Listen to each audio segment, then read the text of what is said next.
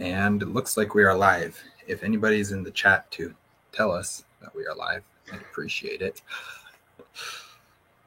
I guess I can check on my phone real quick here. Yeah, looks like it. I wonder how audio is.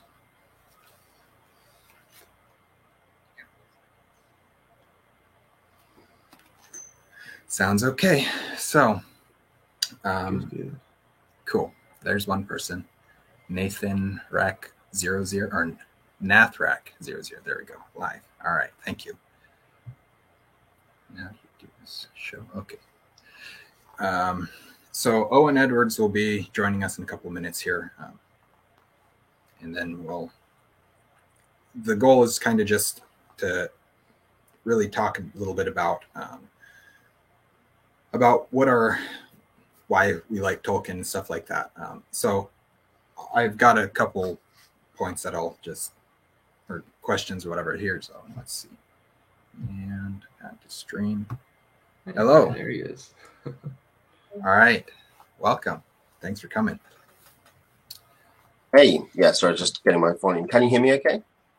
Yes, I can. Can you hear the rest of us? Loud and clear. I can hear you. Okay. I can hear Liam. All right. That's good enough. All right. So why don't we just start with you guys introducing yourselves, plugging your channels, whatever you want to do. Go with Liam first. Hey, cool. My name is Liam. I do run a channel, Liam's Lyceum. I talk about fantasy, sci-fi. Tend to talk more classic stuff. Not classics, I guess, but classic fantasy and stuff of the sort.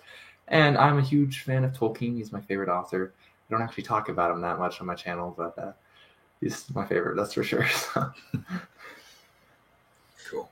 I'm Owen Edwards. My channel is Owen Edwards Book Reviews. I also talk about a lot of classic fantasy and sci-fi, some modern stuff. I also talk about ghost stories, and there's a healthy dose of stuff about role-playing games as well. And yes, Tolkien is one of my favorite authors as well. I think in my top 10 fantasy books last year, I think I put Lord of the Rings first. And I mean, it's a cliche for a reason that, you know, it's not necessarily surprising that in a video about Tolkien that we're all like fans of Tolkien. Yeah. Yep. Surprise. No. So I do have... The big problem with Tolkien is he's a terrible writer and I hate all of his books.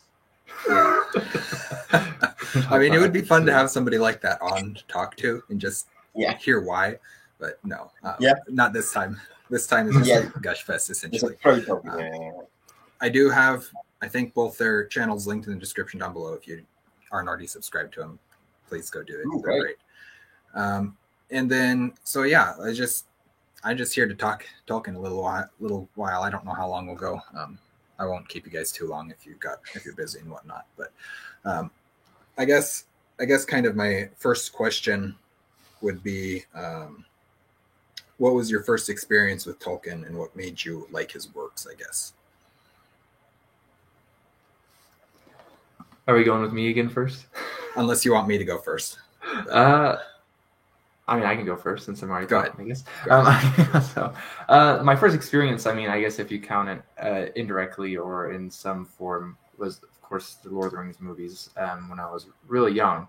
Now, as far as reading, I like Tolkien's actual works. I actually read The Children of Hurin first. Nice.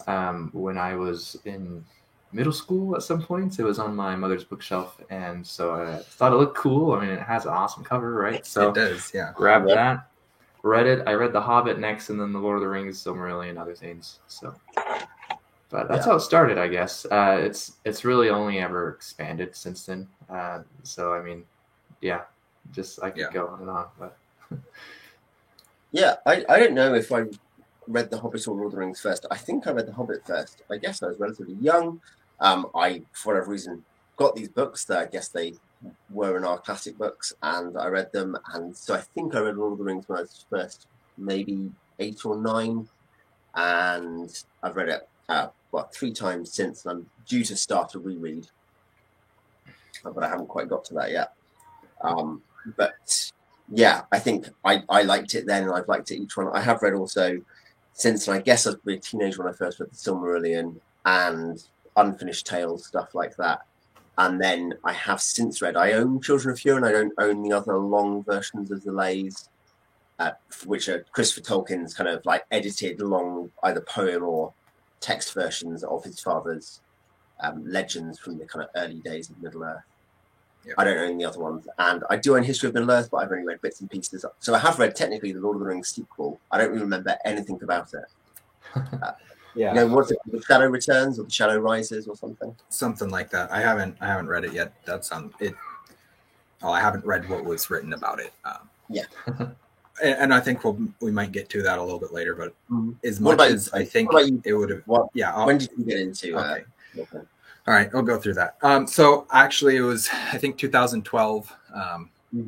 My brother was taking a film class or something like that in high school, and so for one of the things he had to do was watch Lord of the Rings for it, which is great. But I couldn't watch it. My mom said you can't watch it until you've read the books, and so I read The Hobbit, and then this was like December that I started The Hobbit, and then I finished The Hobbit, and I finished The Lord of the Rings, and I got my illustrated edition of The Hobbit for Christmas, and then read it again. So over the course of like a month, I read The Hobbit twice and The Lord of the Rings completely through.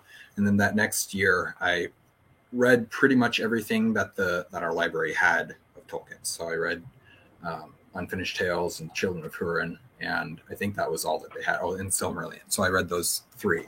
And since then, nothing has quite compared to Lord of the Rings. I mean, like, I'm not gonna hold it up as some like holy artifact or anything like that, but it's one of the, if not the best piece of literature ever written, in many ways. At least the way I see it, I often refer to it as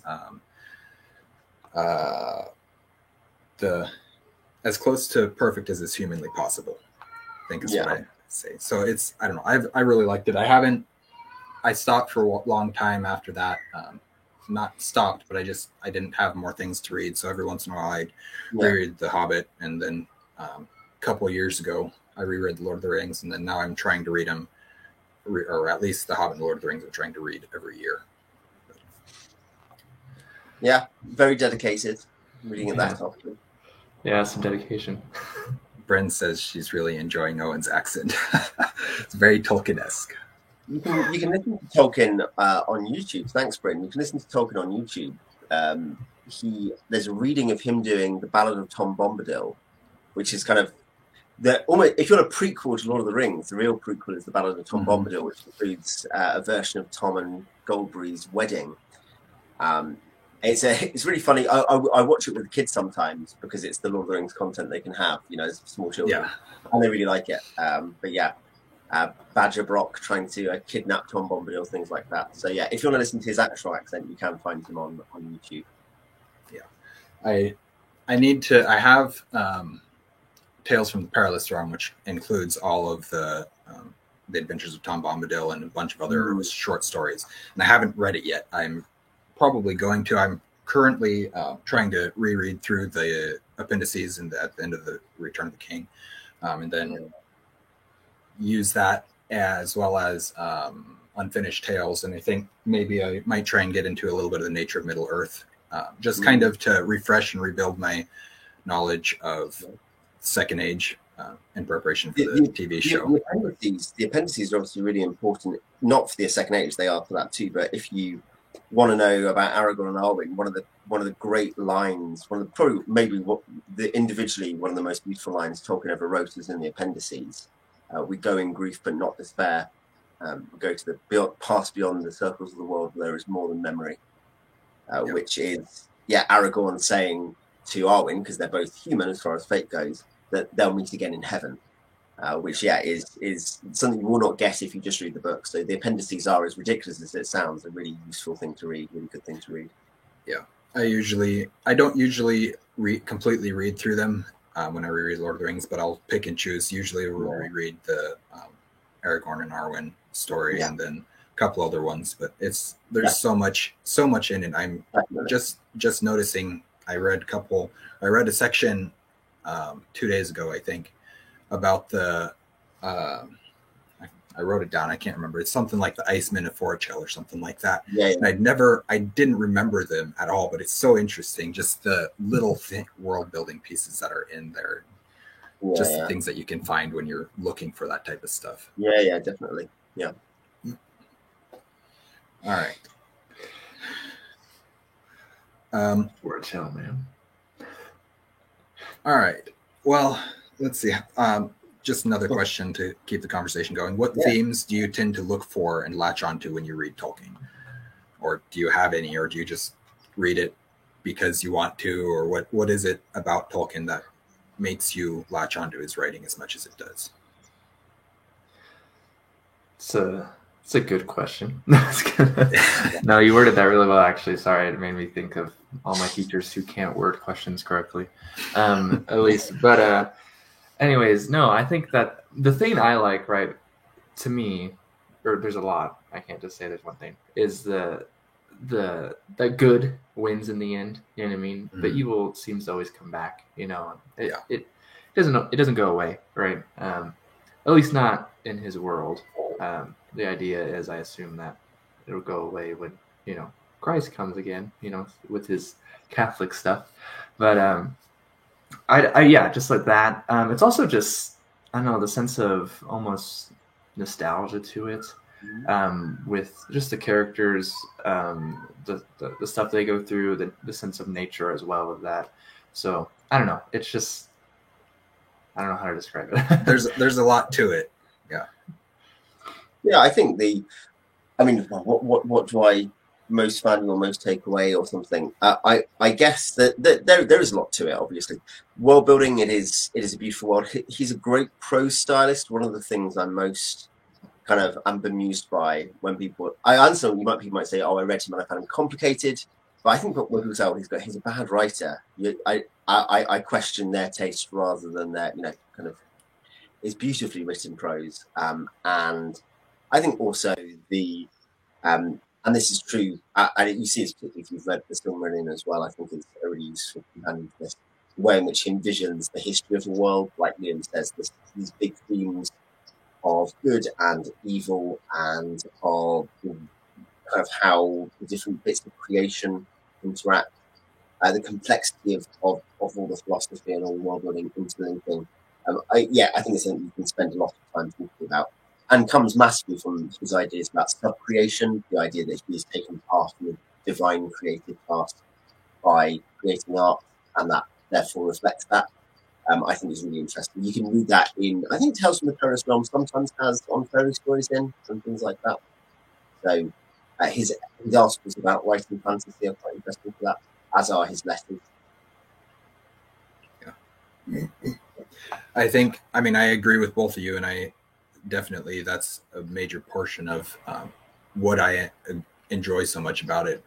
Just seeing the depth of the world building, the little things that he inserts. Like I was rereading the Lament for Boromir. I read it for a Poetry Thursday video, and so I was just looking at that and seeing how much world building is just in that one poem. I mean, and he does it the same thing throughout all of his poems, but there's so much just little culture things that you see and that you learn through the poem about the men of Gondor and the way that they think and stuff like that. It's just so interesting. And then I just knowing that you can write that stuff into the world and it feels so natural and it just makes perfect sense, and all that is just so cool to me. But I don't know. There's so much about it. Atmospheric writer. I that's maybe not what people mean by that, but I think I'd call it like an effect of being an atmospheric writer. That his world building, because he lives in the world himself, it's all real to him, and so when he puts out, it's like us writing about our day, or us writing about some stuff that we've seen, and so it's all very organic. And the old stuff, the legends and the world building, all feels like actual reporting of those things rather than like a really clever writer creating stuff. So another really good writer who I like, Brandon Sanderson, wonderful world building in lots of ways, but it is like where you're aware to a degree that there's a guy who's making this stuff, who's inventing this stuff. Whereas when you come to Tolkien, I think it is a bit more like oh yeah, this stuff's just real. Yeah, or this is a oral tradition that's been handed down for hundreds and hundreds of years. Yeah. That's just it just is. It's part of the world. It's not something created inside the world. It just is. Yeah, he's someone who's discovered this stuff, not kind of sat there being like, oh, I wonder what would be a good, what would be a cool magic system. As I say, all credit to Brandon Sanderson, but you can see the approaches there. I'm not sure if does anyone else write like Tolkien for that? Does anyone else inhabit their world so thoroughly? Not that I've read. I feel like Ursula K. Le Guin does a really good job of it, though.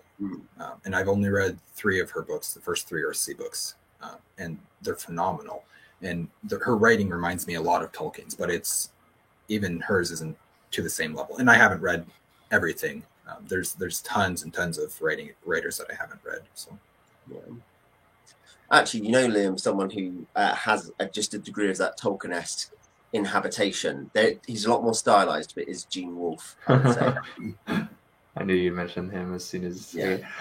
Actually, speaking of Gene Wolfe and Tolkien, I don't know if either of you have read Gene Wolfe's essay, "The Best Introduction to the Mountains," which is more of just. It's essentially the opposite of Epic Pooh. It's just him. Michael Moorcock saying how much he hates J.R.R. Tolkien. Yes, so it's just him gushing about Tolkien essentially, and it's great. It's not very long. I can send you guys links if you want it. Yes, there is an drop it in the comments. Drop it in the live comments. Oh, okay, sure, yeah. Yeah, then everybody can reach it. Yeah. No, absolutely.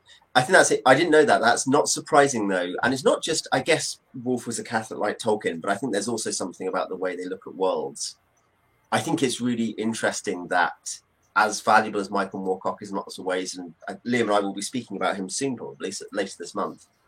At the same time, I think Tolkien and Wolfe last better than Moorcock, and I think it's partly because there's a deep inhabitation of worlds and a real kind of care into these worlds being organic. I think it stays appealing on rereads and decades later. Yeah, it's honestly Tolkien is one of the. Actually, he's just about the only author I reread. Maybe I'll reread more things as I get older and forget things and I want to experience them again. But as of right now, he's just about the only author I reread.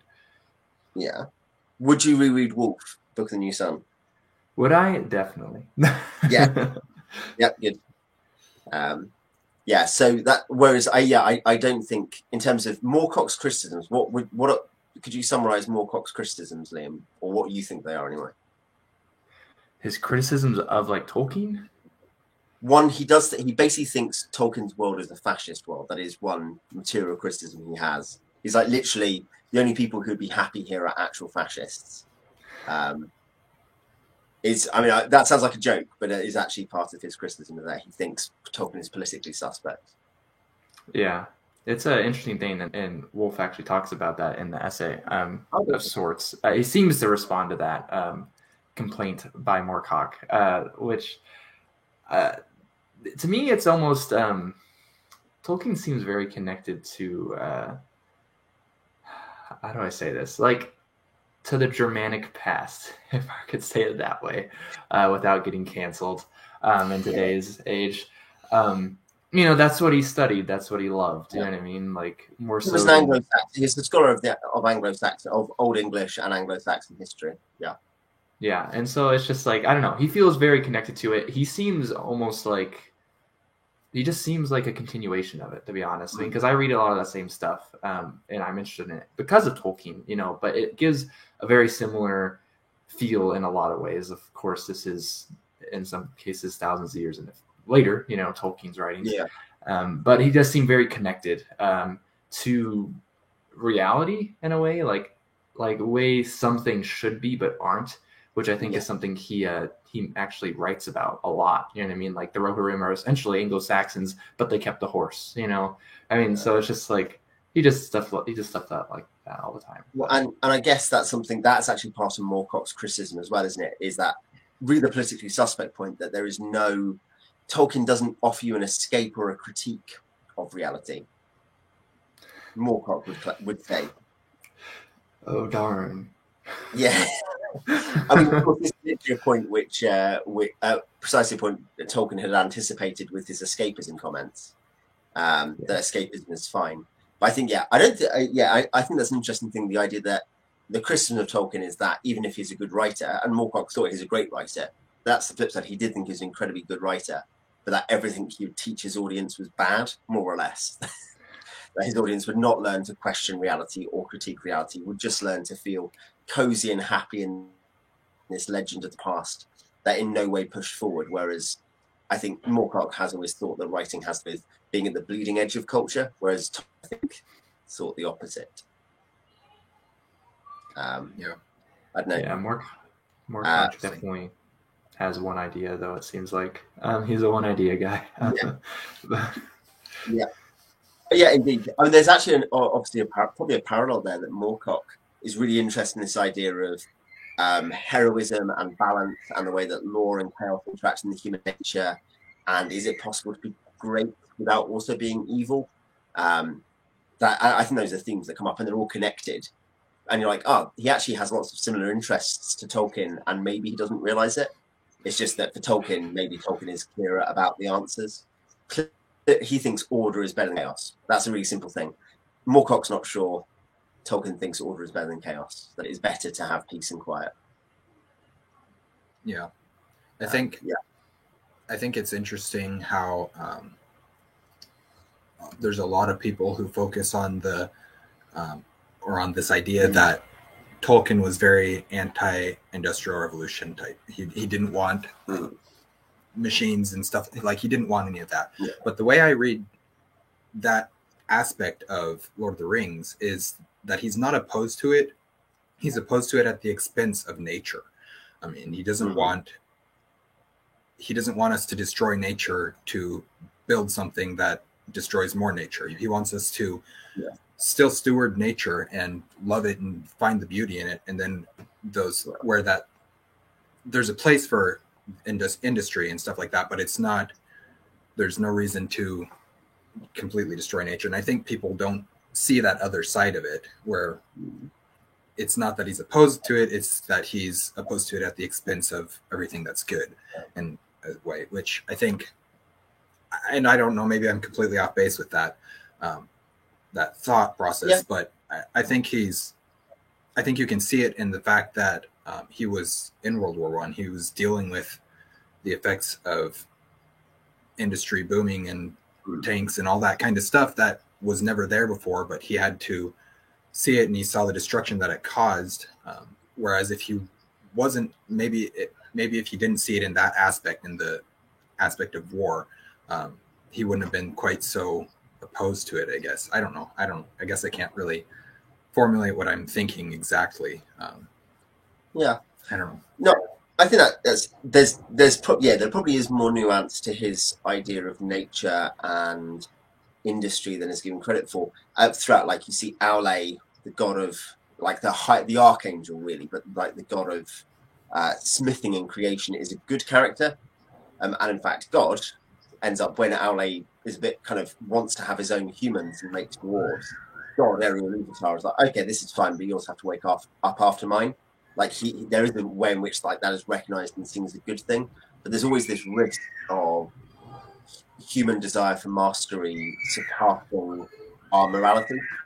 And Liam, as you know, that's actually a theme in Moorcock. Moorcock doesn't realize this perhaps is a shared thing, but like Moorcock also sees advanced civilization as potentially stepping beyond the point of understanding morality. And I think Tolkien and Lewis, his great friend C.S. Lewis, are both really interested in that idea of good magic, bad magic, good industry, bad industry. What is the difference? And I think the difference is about whether or not you're seeking to control the world around you, or whether or not you're seeking to harmonize yourself with the world around you. With Lewis, you'll find that in stuff he deals with magic and supernature, like in That Hideous Strength, or Till We Have Faces, or some of the Narnia books, certainly as well. And with Tolkien, I think, you see it with... Otherwise, you wouldn't have Minas Tirith. You wouldn't have this magnificent city unless they cut out marble blocks or whatever to build it. There is obviously industry that goes into building Gondor. But he also, he makes it a point to talk about how great the dwarves are and their dwarven cities, but at the same time, how that also leads to destruction. And I mean, they delve too greedily and too deep. They go, yes, indeed. He's not saying that isn't impressive and that isn't magnificent in its own way. So it's that it's imbalanced. In the same way, the Elven rings are good. They are the product of smithing by Celebrimbor, but they are they're good. They're not bad. We do have Bryn has asked. Yeah, I was gonna pop that up. She says, has anyone read about the theory that Tom Bombadil is Tolkien himself? Essentially, Tolkien inserted himself into the books as the character. What do you guys think on this topic? I've got some thoughts of my own. I'm kind of saving them for next Tolkien reading day, but I'm going to get into them a little bit here. But. Yeah. Liam, do you want to go? What do you think about Tom Bombadil? Sorry, there might be some background noise. Yeah. That's fine. Though you have now frozen. Yeah. Okay, so Tom Bombadil, while we're waiting for Liam, I think I very agree about Tom Bombadil, actually. Oh, yeah, Liam's back. Liam, what do you think about Tom Bombadil? What do I think of Tom Bombadil? Well, personally, I don't. The idea of Tom Bombadil being a Tolkien insert just doesn't seem likely to me. MNR, to be honest. I mean, he seems. I don't know. If I were to imagine Tolkien inserting himself into the story, he wouldn't be so aloof from it, in my mind. I mean, maybe he would. I don't know. I just don't imagine him inserting himself into the story. And I feel like the topic of Tom Bombadil is definitely an interesting one you could probably talk about for hours on end. But yeah, I don't know. I don't know. Yeah. I mean, I think there's Tom Bombadil, I think, is a vision, not necessarily of Tolkien himself. So it's complicated. Do you know who Tom Bombadil actually reminds me of? If you're talking about people Tolkien and people he knew, is the rubicund, jolly, red-cheeked friend of his, C.S. Lewis. But what I would say is the reason why, and I think this is where this theory comes from, I think that Tom might seem to make you think of the author, is because the clearest exposition of what Tolkien thinks about living well in the world comes from Tom Bombadil. Tom is the master, not because he's the master of, not because he can control everything and kind of mine or cut down trees, but because he's in control of himself. And so the fact that Tom is essentially the perfect character, he is the only, in that sense, good character. I mean, there are lots of good characters, but the only kind of pure character who is in control of himself and does not need anything beyond himself and his wife in their little house. In that sense, I think that is a Tolkien insert, in the sense that is what Tolkien would like to be. Yeah. Does that make sense? Yeah. Yeah, I can see that. I think there's a reason why that comes up, is that you feel like you're being told something about Tolkien, and I think in that sense, I think it's right. I don't think it is a direct Tolkien insert, because it's not very much like how Tolkien was. Tolkien was not a jolly singing fellow. He wrote songs, but he was actually a pretty intense and, in Lewisian terms, saturnine kind of character. So I guess that doesn't. I think beyond that, what else? What in that case, Liam? I guess Tony might not want to spoil his ideas. It's a year away, so yeah. But in that case, what are other people's theories? Where does Tom fit for you guys then? It's kind of what I have come to the decision of, and as I reread and read more stuff, including the Adventures of Tom Bombadil and stuff like that. It may change, but at the moment, I'm kind of leaning towards he is himself. He is not supposed to be any being or not, or any of the other theories. I've seen theories that he's one of the Valar, or one of the or Eru himself, or there's all these different theories, and there's aspects of them that I could see. But at the same time, there's just little things that are said about him that don't work with any of those theories. And so in that case, the easiest reconciliation to who is Tom Bombadil is he's himself. He's Tom Bombadil. There's nothing to him beyond that. He just is. In fact, we should say that's also what is said about him, isn't it? Yeah. Yeah. What about you, Liam? What do you think? Tony read my mind. That's actually what I was thinking, that right now, at least if I were to try to define Tom Bombadil, that he is Tom Bombadil. Yeah. Which Lord so of the the interesting Rings. thing about that Who is though, Tom Bombadil? He is. yes, Right. he is exactly. Which Yeah. I mean, you can fact that in the Bible it says that same thing about God is I am, which is that same phrase, essentially, But just different people would say conjugation. he's an avatar of Eru, like he is an insertion of Eru into the world, I guess is what people say. Something like that, yeah. But there's other things about him that just little things that he wasn't. I forget what they all are now. I have them written down in my document, but there's things about how he doesn't fit that God figure or the Jesus Christ figure or whatever else it might be. He doesn't quite fit those. He's still separate from them, and that's kind of why I think that. My favorite, I don't really buy this, but my favorite theory about who Tom is in that way is that he is at some level the music of the Aina. So the Aina being the angels and archangels, the Maya and the Valar, singing with God Eru and creating the world. And I like that theory because it's explanatory of the way in which he is a sort of an embodiment of the land and of the logic of Middle Earth. I like that because of that, and because he sings a lot.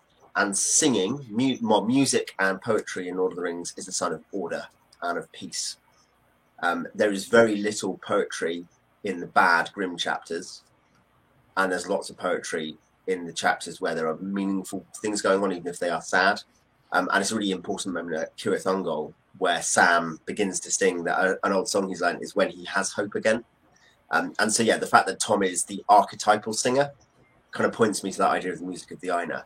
The reason I don't really buy it is I just don't think that's there. Like, I think it is an interesting. It's not actually a Tolkienian way of thinking about characters or world. I don't think, but I think again, all these things maybe contribute in that in some way Tom is an embodiment of things about Tolkien himself, about Eru, about God in the world, and about the way the world's been designed. So the music of the Aina. I think you could probably put all of those in there and say it's actually a bit of all of those, which makes up this character who is Tom Bombadil.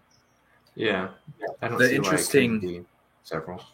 Yeah. The interesting thing I see though is, and that actually reinforces that he is Tom Bombadil, is the fact that in any type of adaptation, he's the first thing to be cut. And in all other stories, tons of readers, they're frustrated with Tom Bombadil. They don't like his chapters. They don't understand him or whatever it is. And then all other writers don't have a Tom Bombadil-like character, even though he's extremely influential in The Lord of the Rings, which is one of the most influential fantasy books of all time. So that adding those things to it, which you wouldn't know until years down the road and you've seen the influence that Tolkien has had, and then you can look back. But those things added together just reinforce that this is his own type of character. He isn't God. He isn't Archangel. He isn't these other things. He just is. He's just his own thing. And because of that, nobody else wants to try and have their hand at. I think that's a really insightful thing to point out, that people who follow in Tolkien's footsteps do not generally have anything like Tom. Where, I mean, I think Tom does fit into the book well. I can see why you'd cut him from a movie. And what I mean is, in the same way you cut the 14-year or whatever it is gap, there's an issue about pacing where you want stuff to happen. And I think the worry with Tom is that in a film, when you're trying to keep this heavy, dark tone, you end up having this weird, slow thing where there's just a weird dude who runs around singing.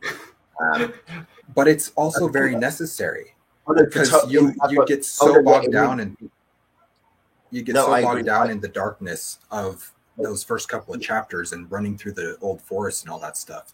Without that break, it's very hard to get through the books. And I think it's something which is therefore it's a misunderstanding about the way that books and movies are different. Movies are much shorter in terms of time you spend on them. They're 3 hours or 3.5 hours rather than like the same book being 8 or 10 hours. And they are like communicating in a different way. And I think that's what you can see with that you could see why Tom Bombadil might not work in that area, or why the Druiden are cut. The Druiden were actually a very similar but different element. They're a weird thing in the world that can't be quickly integrated because you have to set up these men who live. There's some weird woodmen. We're not going to explain anything about them. They might be magical, they might not be. Anyway, they're going to help them walk around. The end. That's what they're there for. But in the book, the Druiden are actually, for me, a really interesting, fun thing. You can see why they cut them. Yeah, absolutely. Yeah, and it's the same with Tom Bombadil. But in the book, Tom Bombadil is, when you realise, and this is, I've offered it as a theory, but I think it is a literary theory rather than a world-building theory. When you see Tom as a representation of right behaviour and virtue in Lord of the Rings, it's actually really important that he is the first major figure they meet. He's the first person and he teaches them dealing with the world. He kind of, it helps them through the first part of the hero's journey, in the sort of the first threshold in the Old Forest. I think it's quite, if you add those two together, that he is the guy who does that. And it's not Gandalf, and it's not Galadriel, and it's not Strider, or whoever it might be. It's this other figure. And yeah, maybe that's something, and probably this is beyond the conversation now, because it might be good to talk about many of these other things we've raised, but like that, he is maybe one of the things that is most obviously, for me, a carryover of Tolkien's personal beliefs about the world. Yeah. Which is one reason he's not read. It's an interesting topic, and I know Nerd of the Rings has a video on him. I'm sure lots of other people do too, but Nerd of the Rings is the one that I most recently watched, and he goes over a bunch of these different theories of who Tolkien or who Tom Bombadil is, and he comes to the same conclusion that Tom Bombadil is Tom Bombadil. And I think that's really the only conclusion you can come to after you look at all the different potential elements. I do like the the idea that is not coming. Good Bryn, good Bryn. Glad it helped. Yes. All right. I'm going to do it. The pillows are off screen and completely unofficial. Yes. They don't exist. Yeah. Or do they? I got the pillow. Oh yeah. Oh no. It's a Witch King one. It's the Witch King waifu pillow. Witch King pillow. Yeah, that's my brother. He gave it to me. That's why he's asking about it. So it's the waifu Witch King pillow. The Tolkien thing you never knew you wanted. In your family has to stay in your family, guys. That's a good question. I haven't thought about it so much yet. I just got it today. Oh yeah. Right. Anyways, I do want to. Matt, this is great. Whenever Liam wants to make a point, he just cuts out. Oh man. Okay. Shoot. I like the idea. I like the idea of Bombadil's connection with nature. That it's in Lord of the Rings as a whole, though, it's a positive and good thing. And when compared to like something like early C.S. Lewis, like his first thing he ever published, Spirits in Bondage, where nature is not nice, essentially, and it's very bad, which is coming straight out of the trenches from World War I. That Tolkien has this positive attitude about it, even though he experienced World War I as well, even though this was written, I guess, some decades later, anyways. But I don't know, his attitude is nice. I like his attitude. Yeah, I think that's one of the things I really like about the Tolkien biopic that was released a couple years ago, 2019 or something like that. Whether or not you think it's a great movie or a great adaptation of his life, I guess, one of the things that it does really well is showing the effects of World War I on the way he thinks, but also his love for nature, and seeing those two things interact essentially is one of the things that's really well done. I really like the movie. I haven't seen it. It's not perfect, but I really enjoy it. Yeah, I really enjoyed it as well. It does fail on some counts, I think, which are in some people's minds unforgivable. But I still enjoyed it overall. Well, one of the things. Sorry, Tony, you're going to say something? Sorry. One of the complaints, I guess, that I've seen about that movie is that it doesn't go into his faith very much. But that's not the I can't think of the phrase that I was using for it, but it's not the story that they're telling. That aspect of his life is in the movie, but that's not the story, the part of the story that they're telling. They're telling how did he come to write The Lord of the Rings? That was the story that they were telling with that biopic. And so it's a little bit different, and I can understand the complaints with that, I can understand why people have that complaint, but at the same time, it didn't really bother me in that way. Anyways, yeah. I think the thing, without having watched it, my intuition is both those things can be true, that you can be like, I enjoyed this, and this was a story that was good about the stuff it wanted to talk about, whilst maybe that other criticism can be valid. What I mean there is, and I think this about Wolf, tiny tangent, there are lots of like detailed podcasts on Wolf, and they're really good. And a regular qualification these people make in the first episode is like, look, we're not Roman Catholics. We kind of have done some research. We don't really know anything about Christianity other than the research we've done. And that's okay. And I'm like, yeah, that's okay. I really enjoy these podcasts. But you know they are going to miss an aspect of the creative process for Wolf. And probably it's the same for Tolkien, isn't it? That his ideas about why he would bother creating in the way he does. But yeah, I was going to say about Lewis, Tolkien and the war, but Lewis as well. In Britain, we have a strong tradition of learning about the First World War via war poetry, via a musical called Oh, What a Lovely War, through the comedy Blackadder Goes Forth. And the idea that like this was this horrendous, awful thing in every way. And by that, I mean, like, as in it was just this comically bad thing, complete waste, as opposed to anything else. And you see that there's this kind of real trauma for a generation of poets, and that's very popular. But you read Tolkien and Lewis, and they're both men who went to war. I wouldn't say either of them enjoyed war, but both came away basically thinking, okay, that was a chapter of my life, and I'm not defined by it, and I'm not incredibly unhappy about it. And I'd say that Lewis lost like all but one of his friends, basically. So, like, and I think Tolkien similarly, it wasn't like they didn't lose stuff, but I think they both have a different response to the First World War than the war poets of the same era do. They both are a lot more integrated, I think. And the thing that comes to mind is Tolkien. I love not the sword for its sharpness, but for that which it defends. Is that Tolkien did think that war had purposes, even if war itself wasn't evil. And I think if you talk to the war poets, most of them would have said, "Oh, I just can't, I can't understand that attitude because I've seen so much horrible stuff." But Tolkien and Lewis, I think, come away anti the evil of war, but they still think that there's, Anyway. That's a slight ramble, but I think it's something that struck me was that Lord of the Rings is a war story that is not a war story like other First World War veterans wrote. Yeah. I actually wrote an essay on this kind of recently for a class. And I would say, I think the thing that sets him apart kind of is he's not cynical about it. A lot of people came away from World War I with a ton of cynicism, and Tolkien didn't. And I mean, it's not surprising. Maybe it's justified, but he didn't come away cynical. And I think actually that lends to, yes, that's why we have Battlefield 1. Yeah. Hey, happy side effects.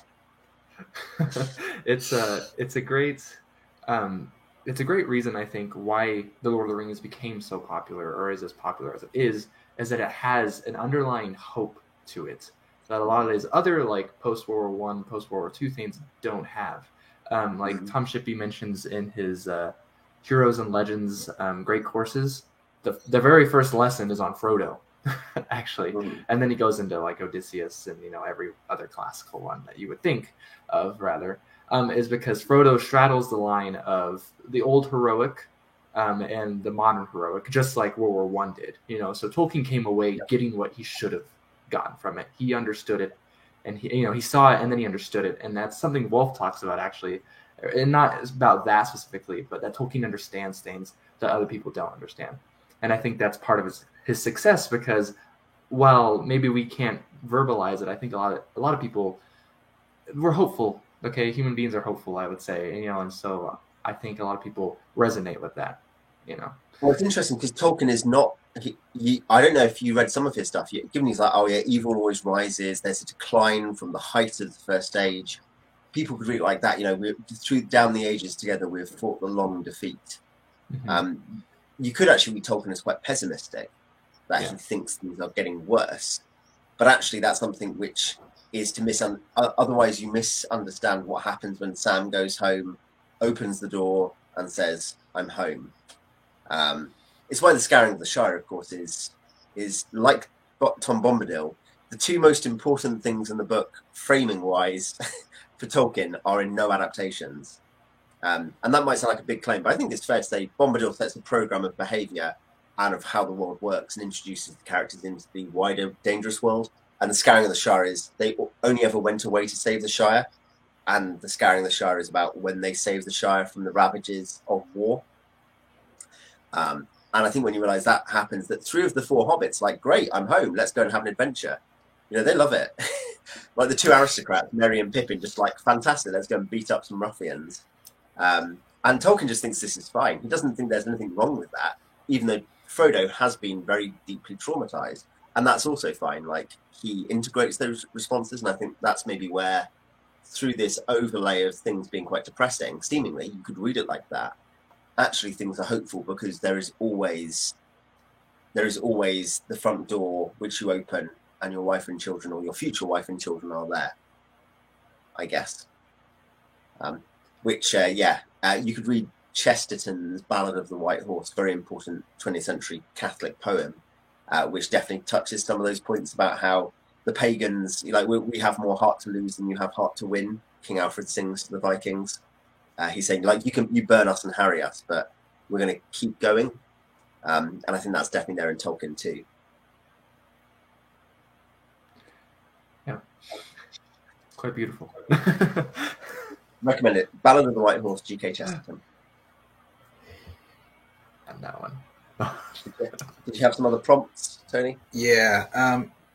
So since we're kind of onto this topic a little bit, this unwritten sequel that has been talked about. You mentioned it already Owen. So, Liam, have you heard about this unwritten sequel? Yeah, it's the Shadow Returns or something. I haven't read it, but I haven't read it through it either. But I've seen some videos on it and done some research into it a little bit. But to me, it's a very interesting story. And as much as I think Tolkien would have written it absolutely brilliantly, I'm glad he didn't. Not because, like, I don't want another Tolkien book to read or anything like that, because it would be phenomenal if he had written it. But his reasoning for why he didn't makes so much sense, and it has to do with so basically the story is a story about after the defeat of Sauron at the end of the Third Age. They go into this Fourth Age, and it's time of peace and prosperity. Aragorn's reigning. I think it's actually after Aragorn's death. This is Sir Eldacar.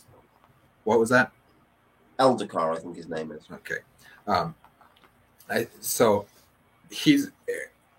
the shadow is gone. Sauron is gone. There's no more Sauron. But there's these humans, the mankind, and this is an important theme throughout it. You see it throughout Lord of the Rings, throughout The Hobbit, throughout Silmarillion, that men will choose evil even when they know there's good.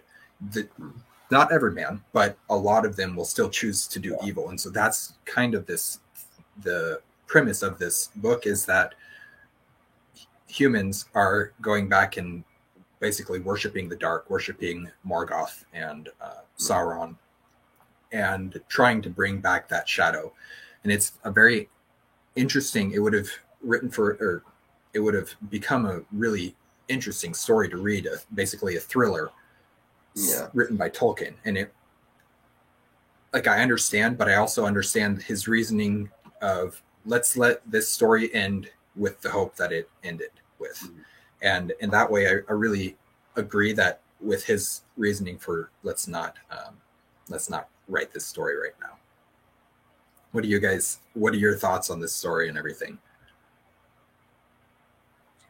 I mean, I think it was something where possibly he also didn't have an interest because it was past the real age of legends. You know, there's something in which the Fourth Age is really the start of our kind of civilization. Yeah. Or maybe there's something there of he lost interest because of that. And I think he did talk, maybe that kind of comes up too, that maybe he sensed that there wasn't enough of a story that he wanted to tell. The way you say it, I'm like, it makes me think of something like Mistborn Era 2 by Sanderson. Oh, this more modern industrial, like this advancing civilization in this fantasy world, which is something which is not like you don't associate with Tolkien. There are about 40 pages of it extant in History of Middle-earth, volume 12 or something. So you can read the start of it. And it is basically, it's a thriller where they're trying to work out where these conspirators and cultists are. I guess I've never really felt the lack of it, partly because I think, conversely, Silmarillion fills that gap by being this, not because it's a sequel, but because it's this thing where you have the great ancient legends of the world. Then The Lord of the Rings is a deep dive onto this human scale adventure. And I don't really feel like I needed another one of those. I'm sure it would have been great, though. Yeah, I think that's a good point of mentioning the Silmarillion kind of filling that gap.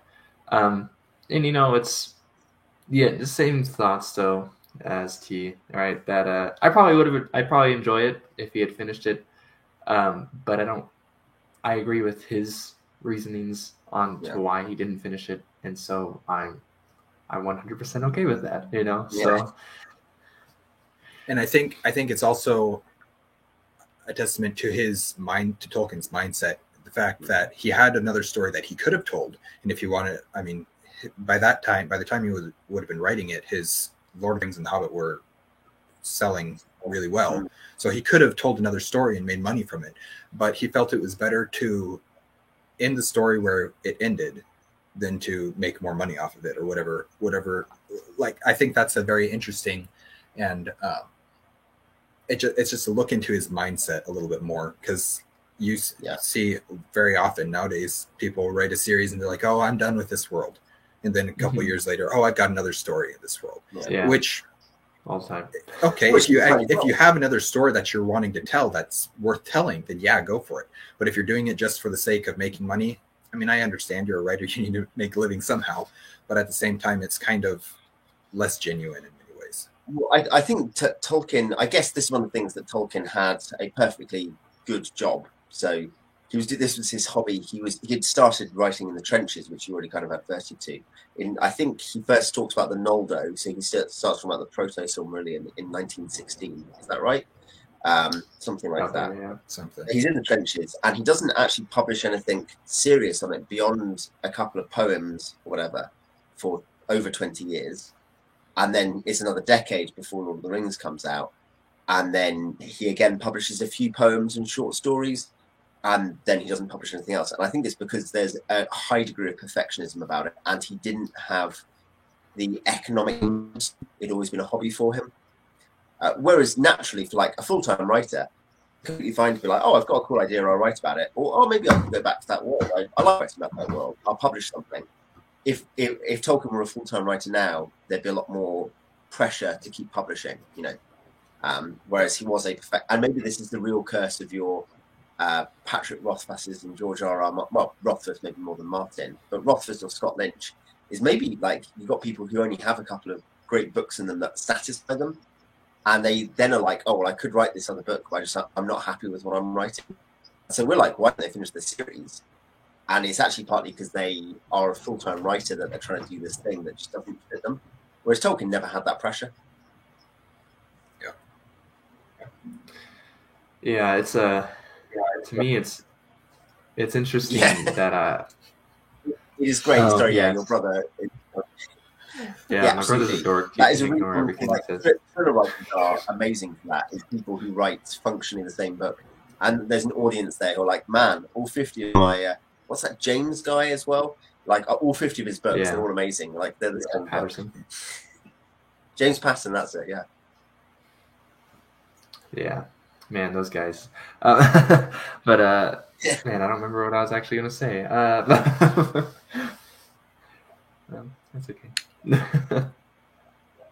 Bryn says, thank you all for this Saturday live. I was able to reach 50K word mark on my novel while listening. Now I want to go read The Lord of the Rings again. Nice. You should.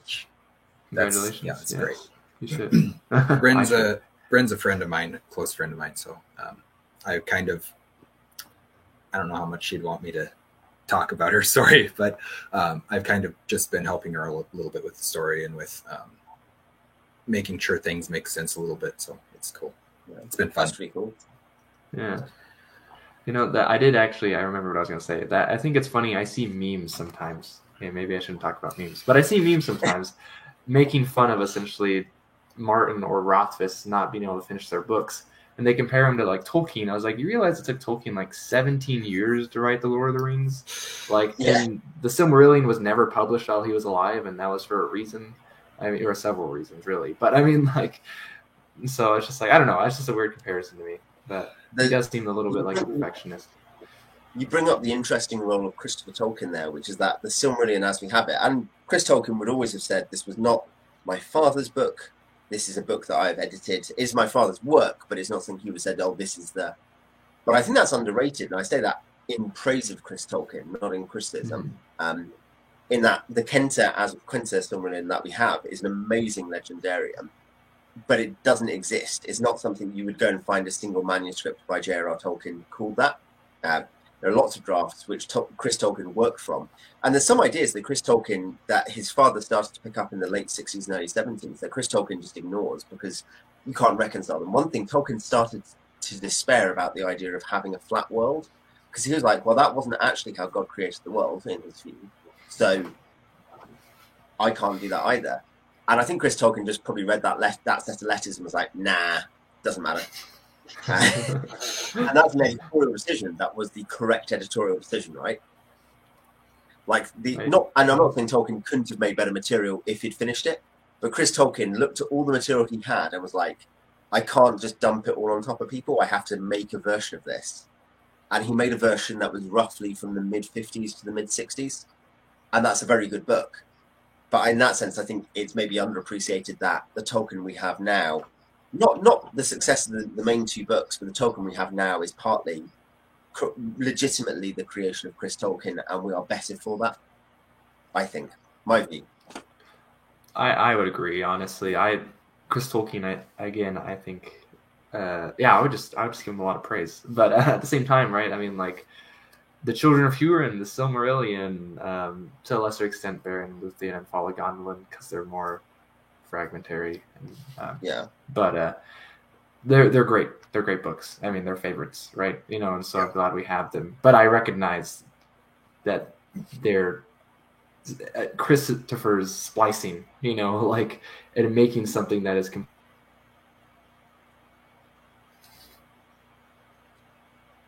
think we lost him for a second there, but I agree that idea that he's making something that is real and organic, but it is a step beyond J.R.R. Tolkien himself, isn't it? Yeah, I mean, he combined as much of the notes as he could find that made sense together, and made a narrative out of them in a way that Tolkien hadn't yet. Not to say that he wouldn't have, but he hadn't yet. I think it's interesting that Tolkien doesn't seem to have had any real concept of... He talks about it a bit. He does say, oh, maybe I should publish a version of the Quenta. But he never seems to actually get very close to putting anything together that could be a reasonable version of it. As in, there are all kinds of versions of the Quenta and notes and stuff, but he never goes like, oh yeah, this is draft 8. I'm not happy with it. It's just more like, oh, I've randomly rewritten the whole Fall of Gondolin. And it's completely different to anything else, and it has characters who don't exist anywhere else. You're like, okay, if you were actually his editor, and that was a book you had you paid in advance for, because now what would happen is someone would offer him, because you think about what advances big authors get, they'd be like, we will give you $1 million advance, plus like a massive royalty remainder or something, plus the completion fee. And he'd be like, okay, well, I've written like 37 drafts, none of which reconcile. And I don't really want to reconcile them. Also, I'm thinking about changing the whole way the world works. What do you think? Like, an actual editor would hate Tolkien. Which in that sense, the fact his son was so integrated, like a couple of his sons, Michael as well, were both so integrated in the creative process. I guess it really helps that he was the editor, his father, the literary executor. Because I think he understood it from the inside as well. He'd lived through it in a way that if you or I were his editor, we would just go insane. Yeah. Rest in peace, Christopher Tolkien. Yeah. Well, that's about an hour. We can, I mean, we can keep going if you guys want to, or I can. Yeah, probably a good place to. Well, should we have one more? Have you got one more prompt? That should you up for that, Sure. Liam? One more Let's prompt? see. No, we're good. Okay, we'll go with this one since it's a little bit maybe shorter. How has Tolkien influenced you? And that can be writing, that can be reading, that can be lifestyle. In what ways has Tolkien influenced you? That's Or really what's good one question. way, I guess, maybe. One way, all the ways. One way. Honestly, I don't know if I could keep it down to one way. To be honest, so like Tolkien's my favorite author. Like I could say that, right? But I mean, like, admittedly, he's like one of my idols. You know, like I study philology because of Tolkien. You know, he was a philologist, right? I mean, I do mimic his writing in some of my fiction, which I don't write a lot, you know, but I do mimic it there. I mimic his poetry in my poetry. I'm not nearly as good as he is.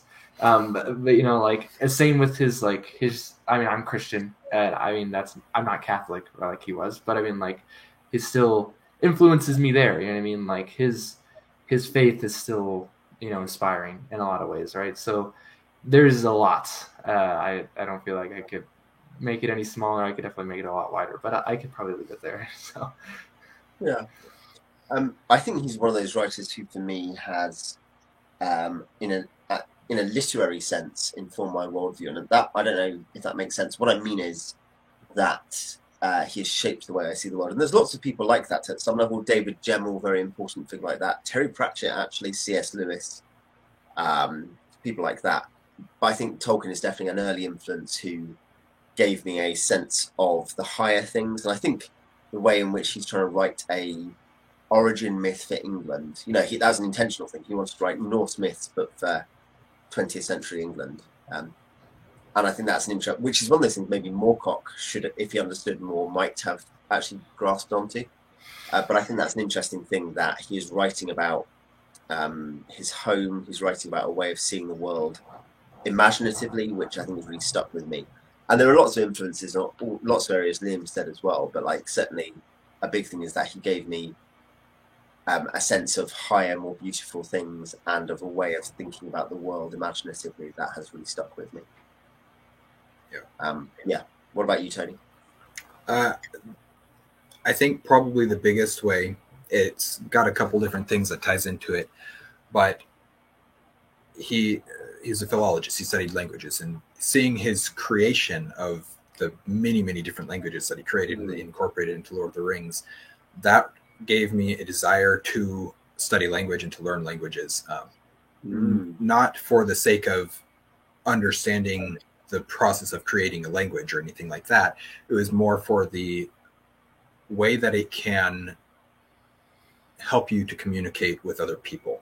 Communication has never been something that I've been great at in any way, but I think having that way of, if I can speak multiple languages, that's multiple different ways of being able to communicate. Same with acting, same with music, same with writing. All this stuff ties back to reading The Hobbit and Lord of the Rings and being infatuated with how they're written and the fact that he can create languages. And so, I mean, it's influenced my worldview in many ways, because now I see things in light of, because I read those books, now I see things in terms of story. I see the world in terms of what is the story that's happening here, essentially, and how does language affect that? How can I use language and speech and communication to affect that? So I think that's probably the biggest way that he has influenced me directly. That's really interesting. Like, very, in a good way, really specific. Like, not I just like the characters, but like, no, he's actually changed that, made me approach the world differently because of how he made up elf language. Yeah, it's pretty cool. I mean, it's one of those questions that I like to ask people is, how do you see the world, or how has something affected you? And so hearing other people's answers to essentially the same question, how did Tolkien specifically affect you, or influence you, I think is the word I use. But it's just one of those questions that it really doesn't matter a whole lot, but it's just useful to understanding another person. So yeah, no, definitely. Well, I think that's I think I'll call it there. Thank you guys who are watching for coming. I hope you enjoyed this or found it useful or entertaining or something. I don't know. I enjoyed it. Yes, I did too. Maybe we will try and do another one sometime. Yeah. I don't know if these guys want to, but anyways, thank you guys for coming. I guess plug your channels one more time real quick, and then I'll end the broadcast. Okay, yeah. So thanks for having me. Channel's Liam's Lyceum. I do book reviews on fantasy and sci-fi, and just if you like that, I guess go watch. Yeah. Owen Edwards from Owen Edwards Book Reviews. Again, I do book reviews, chiefly sci-fi, fantasy, chiefly classic stuff, but also other things as well. And I've got videos on the poetry in Lord of the Rings and the role of Tom Bombadil in Lord of the Rings. My channel, if people are interested in those things. So thanks for inviting me, Tony. Yeah, absolutely. Thank you guys for watching An Erudite Adventure. We post videos every Monday and Thursday. I'm going to see you guys again soon. Stay well.